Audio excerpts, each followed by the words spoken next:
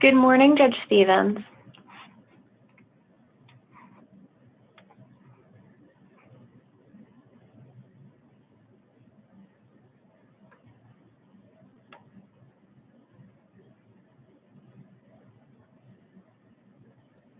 Good morning. Good morning. This hearing is being currently live streamed to YouTube, and we do have everyone present and accounted for, along with the court reporter, and I can start bringing them in when you're ready. I'm ready.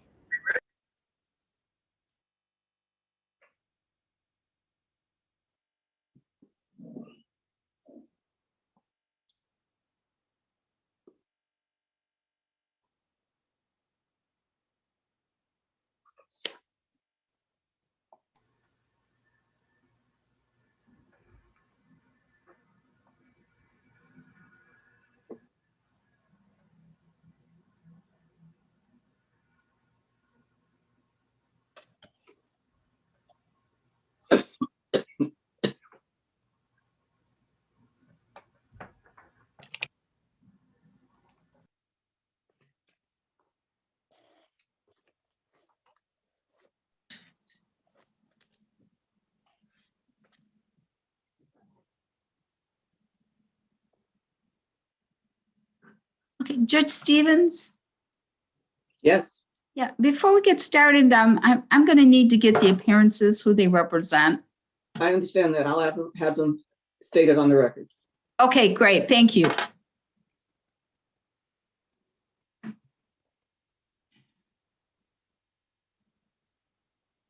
We're waiting for Mr. Sands to reveal himself. Turn his camera on.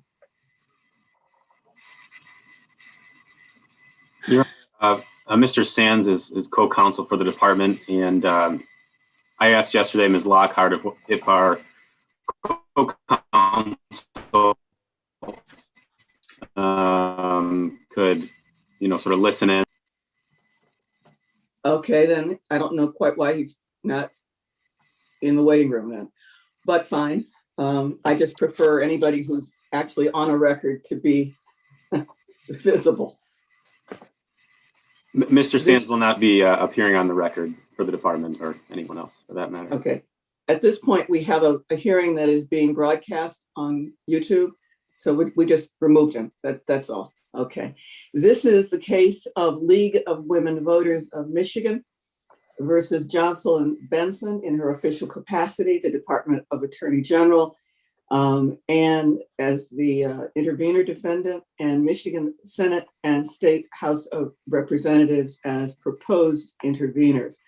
Counsel, would you please state your appearances for the record? Good morning, Your Honor. Mark Brewer of Goodman Acker on behalf of plaintiffs. Good morning, Your Honor. Assistant Attorney General Heather Meingas on behalf of Secretary Benson. And Your Honor, Assistant Solicitor General Chris Allen on behalf of the Department of Attorney General. We indicate that the court did accept an amici brief from the Michigan Senate and Michigan House of Representatives. We are here on a dispositive motion, and you may proceed. Thank you, Your Honor. Again, Mark Brewer for plaintiffs. May it please the court, Mark Brewer. This matter has been before this court before, so I will focus and emphasize some of our arguments and respond to those of the defendant department and amici, reserving time for rebuttal. First, the defendant department has argued that the legislature has more authority to regulate petitions under Article 12, Section 2 than it does under Article 2, Section 9. That argument was rejected 40 years ago in Ferenczi versus Secretary of State, 409 Mich. 569 at page 591 and note 10, where the court specifically held that the curtailed and undue burden standard for evaluating attempts by the legislature to regulate the petition process applies to both petitions brought under Article 12, Section 2, as well as under Article 2, Section 9. So the same standard applies to this statute, regardless of whether the legislature is attempting to regulate constitutional amendments or statutory initiatives.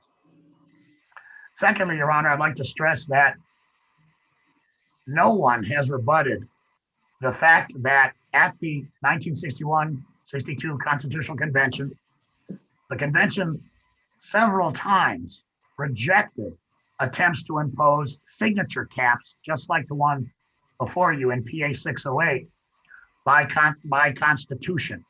There's no clearer indication that the drafters of the Constitution and the voters who adopted it considered caps to be beyond the legislature's purview.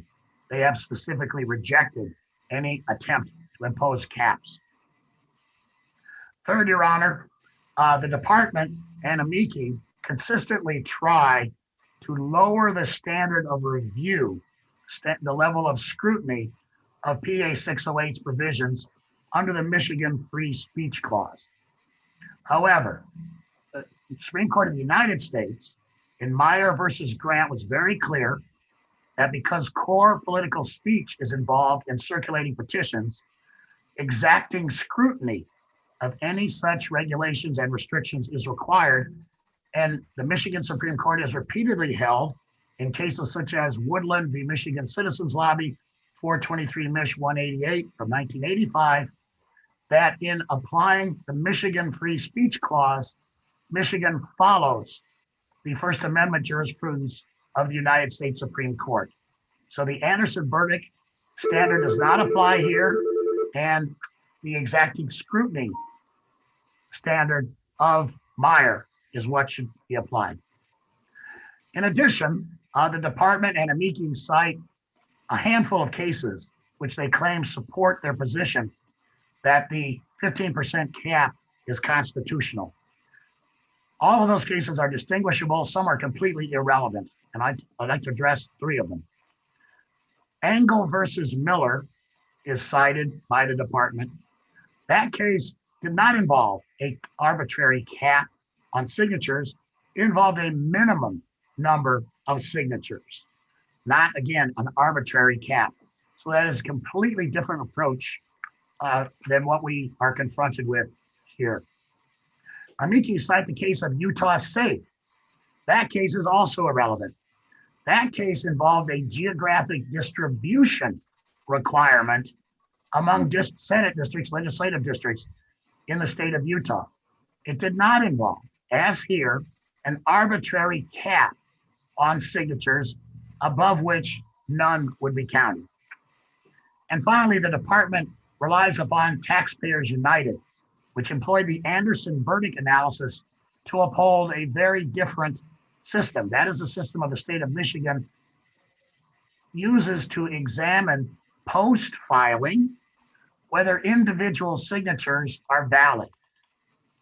That is a completely different system from what PA 608 imposes, which is a blanket, arbitrary, pre-filing cap of 15%, eliminating the counting of any signatures above that threshold without any individualized determination, simply based on an arbitrary predetermined number.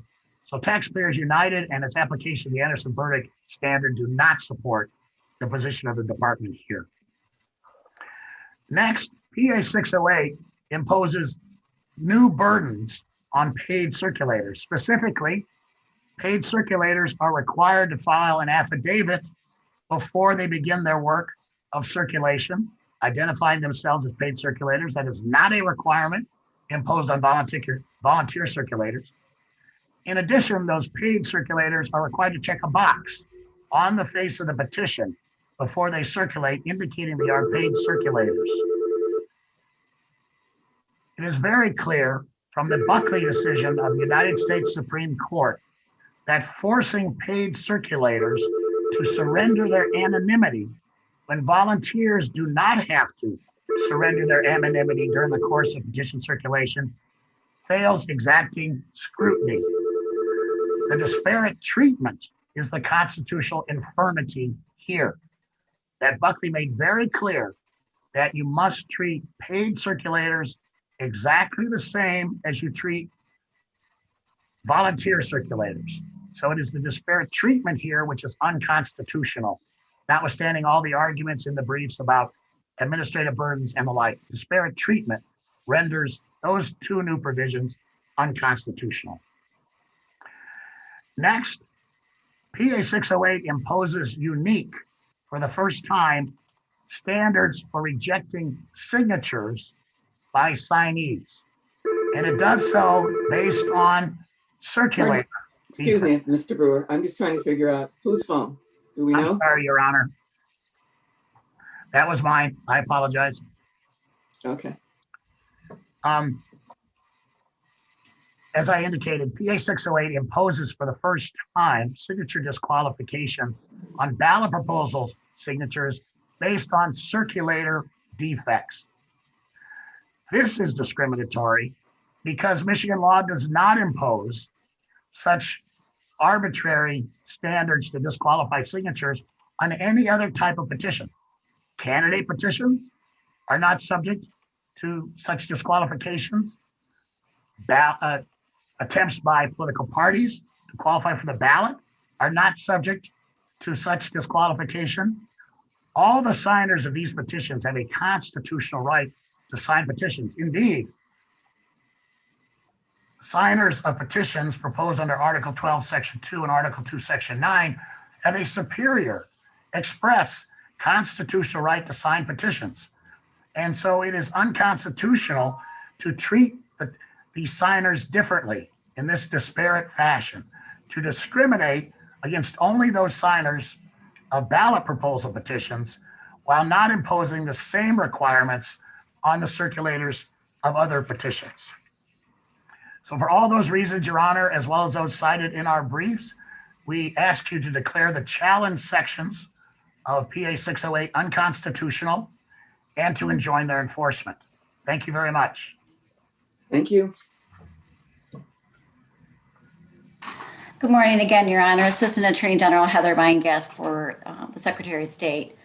So as this court knows from I'm sure reviewing our pleadings, the Secretary is before this court again in the same position she was the last time we were here, which is the Secretary remains bound by the Attorney General's opinion, which found that some of these challenge statutes were constitutional and others were constitutional. So we have filed pleadings and defended that case accordingly. What's a little different this time around, however, is that in light of concerns expressed by the Michigan Supreme Court when the past case reached that court, the Department of Attorney General erected a conflict wall within our department and appointed a team of my colleagues to enter this case and to defend the statutes that the Secretary is bound to accept as unconstitutional under the opinion. This was to ensure that there was vigorous advocacy as to all of the statutes challenged by the plaintiffs in this case. So that means the Secretary is partially in alignment with plaintiffs here, and we are partially in alignment with the Department of Attorney General. And as you saw from our pleadings, the only statutes that we're prepared to offer any affirmative argument on are the last statutes that Mr. Brewer just talked about, the ones that impose some penalties for circulator errors, and that would be Section 482.3 and Section 482.4. As we've explained in our brief, we believe that both of those statutes are constitutional. They impose only minimal burdens on the ballot proposal committees who are the plaintiffs here. And those minimal burdens are supported by the state's important regulatory interests. We submit that those statutes are assessed under the sliding scale Anderson verdict test, which means if the burden is minimal, then the state's important regulatory interests is generally sufficient to uphold the constitutionality of the statute. And it is only when you get to a severe burden that the state needs to come forward with more of a compelling state interest test. Here, Section 482.3, which is the statute that essentially requires signatures to be discounted if a circulator supplies false or fraudulent information in their certificate, is only a minimal burden, in that circulators can be trained to make sure they don't include such false information. That's something that can be protected against. And that regulation enhances or serves the state's interest. Excuse me, my screen froze, so I think I lost you a little bit. The last I have is supplies false or fraudulent information in their certificate is only a minimal burden. Okay, so picking up from there, it's a minimal burden because that the ballot proposal committees who are at issue here can take actions to protect against that. You can train circulators to ensure that they include correct information in their certificates, and you can protect against that. And the regulation supports state interests in that the state has a broad latitude to regulate in the arena with respect to initiatives and referendums to protect the integrity of that process. And certainly precluding the false information, circulators supplying false information protects that process. It's also important that we have correct information to the extent there needs to be further inquiry or investigation by the State Board of Canvassers into petition signatures or signatures on a petition. We might need to be able to contact a circulator. So to contact a circulator, we would need correct information. So it serves an important state interest. It should also be noted that we already discount signatures for much more innocuous errors. If the circulator forgets to actually sign his or her petition, all those signatures are discounted. If the circulator accidentally forgets to date the petition, those are thrown out. So the state already discounts signatures for circular errors under much more innocuous circumstances.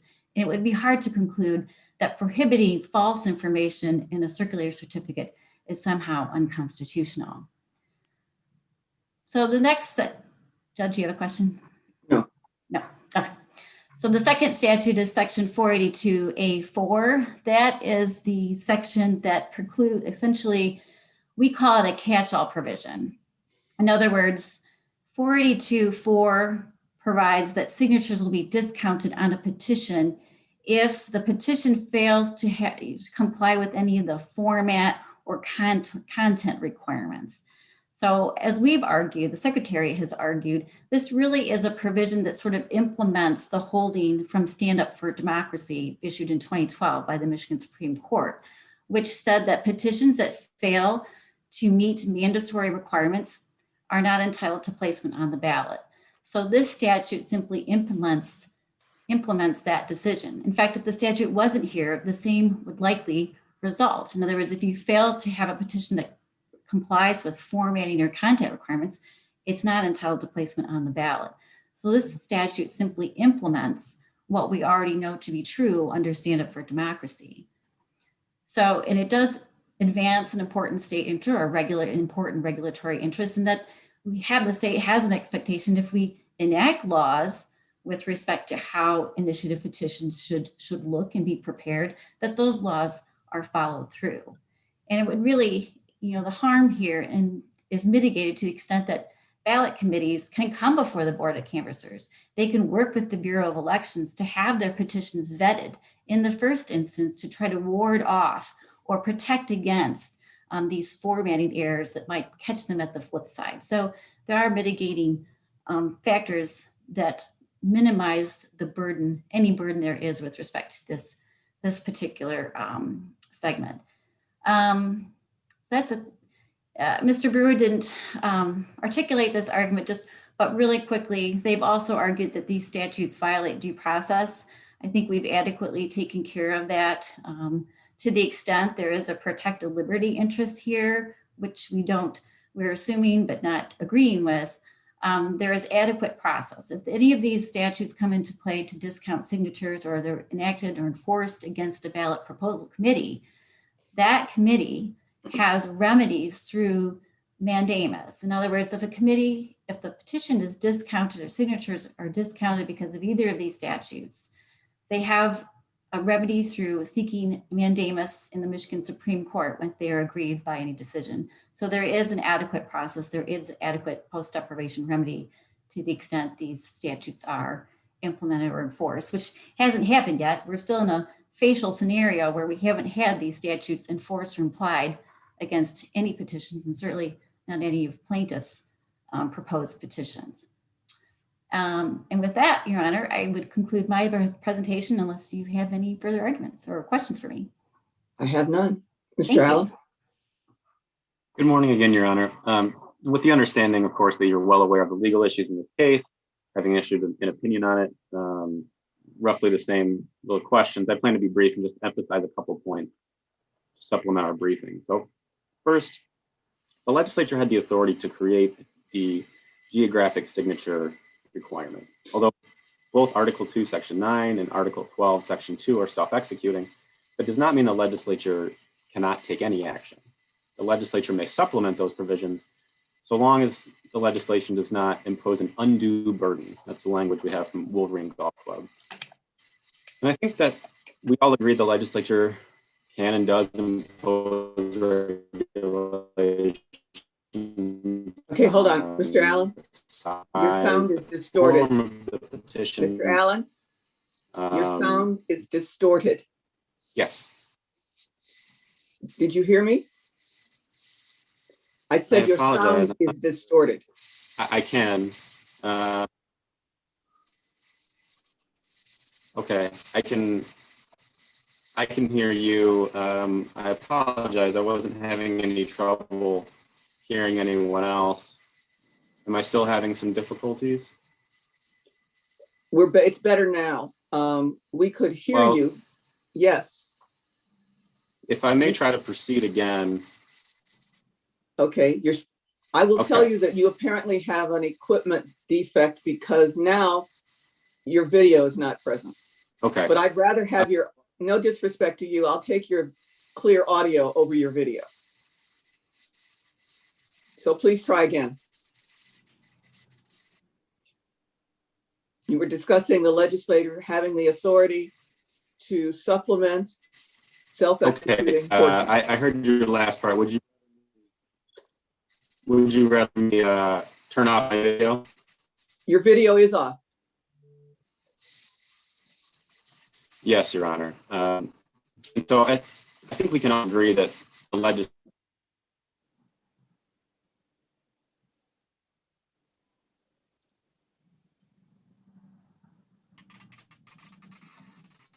Mr. Allen? Perhaps you need to sign in and sign out and sound back in. We cannot hear you if you are saying anything.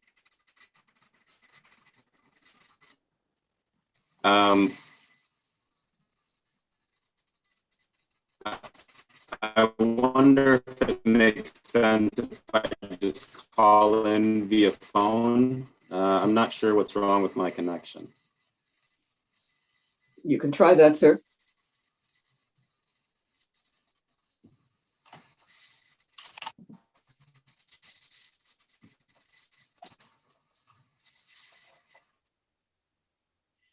Okay, I'll give that a try.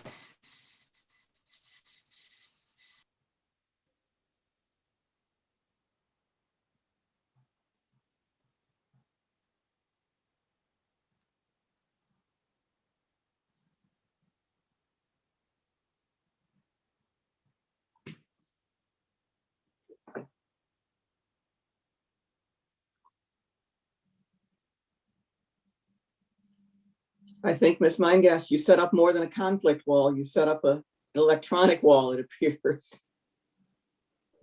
I can assure you, Your Honor, I had nothing to do with it.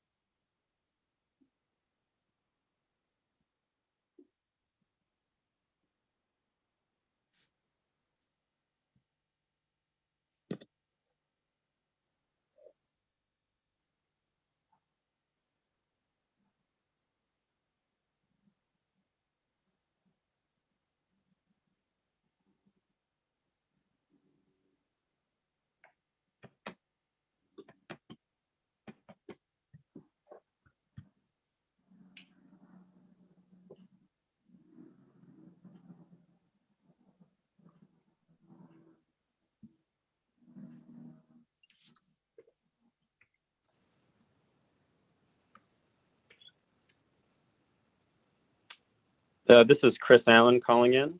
Okay, thank you. All right, I apologize for the interruption. Your Honor, but I'm prepared to proceed Please do so. without video. So getting back to the geographic signature rule, I think we all can agree that the legislature may impose regulations on the size and the form of petitions and govern, the process for approving them. And I think we could all also agree that the legislature could not pass a law that an elector could, for example, sign, only 2 petitions per election cycle. That would unduly burden the initiative right. The question here, I think, is whether where that regulation at issue falls on the spectrum, whether it unduly burdens that initiative right. But we submit in our briefing and here today that the geographic requirement is really functionally similar to limitations that already exist in our Constitution and that appear almost essential to carrying out a functioning ballot initiative process. That there are these constitutional minimum floors, whether it's 5% or 8% or 10%, depending on which mechanism you're using. Both those and the geographic rule really operate in the same way as it pertains to signatures in excess of that amount. So the plaintiff calls it a ceiling, and certainly that's a way to look at it. But even the minimum threshold requirements in the Constitution, the value, well, I don't want to say the value, the effect of the signatures in excess of those thresholds are really treated the same way. They don't help put a petition on the ballot. And so in that way, voters are not disenfranchised anymore under the geographic requirement if they're in a congressional district and they happen to be in excess of the 15% that's allotted there, compared to someone who makes the next signature after 5% has been met statewide. They're really treated in functionally the same way. And finally, the purpose underlying the geographic requirement is really a reasonable one. It's to ensure that across the state geographically, there's a cross-section of support, of grassroots support that exists for any proposal to be eligible. Second, I wanted to touch on the paid circulator disclosure requirements.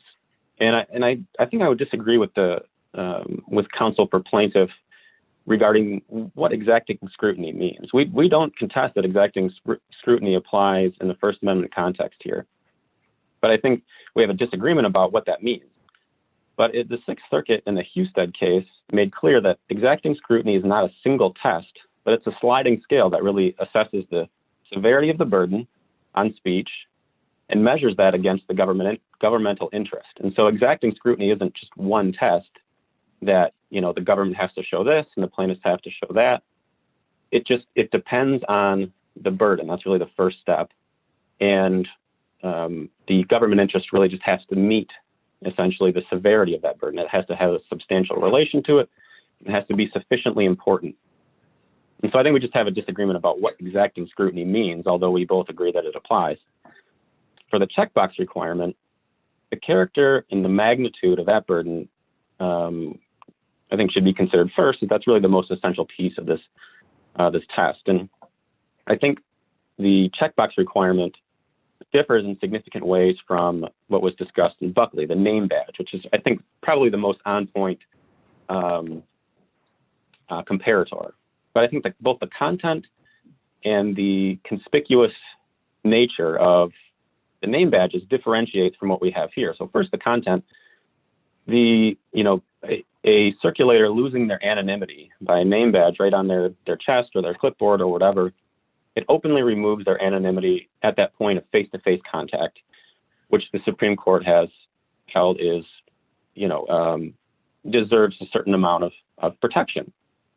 Compared to a name badge, which is, reveals a name, the checkbox reveals only a small amount of information. Was this person paid or unpaid for circulating? Not how much, not by whom, not, any particular amounts. And so those things I think in content are different. And also I think the conspicuous nature of name badges really is distinct from what we have here, which is a 12-point checkbox. Name badges are supposed to be sort of open and obvious, and they reveal this personally identifying information in a way that in one-on-one, face-to-face communication it's right there for the potential signer to see and to take note of. And, it's the reason we wear name tags at conventions or meet and greets, is because it's right there and it's front and center. By contrast, the checkbox appears on the petition, which of course has a lot of text, a lot of different requirements, plenty of signatures, and so in that way, it's relatively inconspicuous. The information is there for the potential signer to see, but it doesn't implicate that same kind of potential heat of passion, I think is what the Supreme Court said. It's not glaring and right there and invasive of that one-on-one communication. As far as the governmental interest for the checkbox, having potential signers aware of whether the individual circulating the petition is paid or unpaid, volunteer or professional, there might be pros and cons for either, but it's something that the public should be able to acquire. Different individuals might weigh that information differently. Some might see a volunteer circulator as perhaps more worthy of support because someone might believe, more truly believe in the cause, and they're not doing it for money, they're doing it on their own time. Others might see paid circulators as more persuasive in gaining signatures because it shows maybe arguably a more professional operation, that the petition proposal is more well-funded and thus more likely to succeed. And so I'm not sure there's any clear line about what's positive and negative about these things, except the fact that this is information that the public, there's a government interest in having the public know this information if they'd like. And as a last point on the checkbox requirements, these are not uncommon. We've cited in our brief a handful and only one legal challenge, which was rejected, but in Wyoming, Nebraska, Arizona, all of those also not only had these similar checkbox requirements, but more conspicuous text requirements. So they had to be in bolded font or in 16-point red font or in capital letters. Those are things that might stand out more and could potentially, arguably, I guess, stand in the way of this one-on-one communication and implicate the concerns from Buckley. But the fact that there's really only been one challenge, as far as we could uncover, that was turned away, none of the others have been challenged, suggests that maybe they aren't quite as onerous as the plaintiffs are predicting. Now, moving to the affidavit requirement, excuse me, as Your Honor determined last time, it's a non-confrontational disclosure in that it's done before the circulating process occurs at all. And so it doesn't pose any significant risk or really risk at all to this one-on-one communication that Buckley discusses. And I think as far as the burden goes, it's just attesting to basic facts about the individual's identity and the fact that just the mere fact that they're paid, not again how much they're paid, how often they're paid, the mechanism for payment, none of that's required. And so to me, it really feels like it's just basic paperwork that we fill out all the time.